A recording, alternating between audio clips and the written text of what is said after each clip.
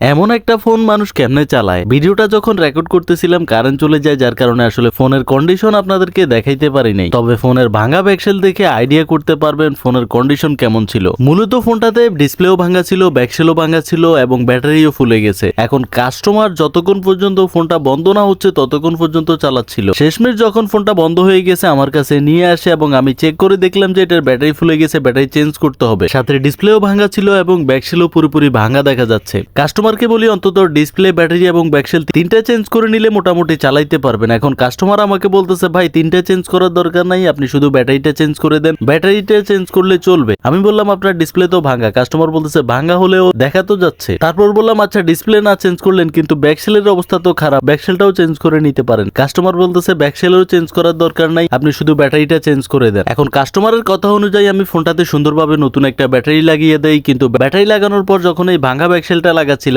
দেখতে অনেকটা খারাপ লাগতেছিল। এখন ফোনের কন্ডিশন দেখে আসলে আমি এই অবস্থায় ওনাকে ফোনটা দিতে পারলাম না, ওনাকে নতুন একটা ব্যাকসেল আমার তরফ থেকে লাগিয়ে দিয়েছি। তবে একটাই কথা, দিন শেষে পুরুষ নিজের জন্য বাঁচে না, অন্যের জন্যই বাঁচে।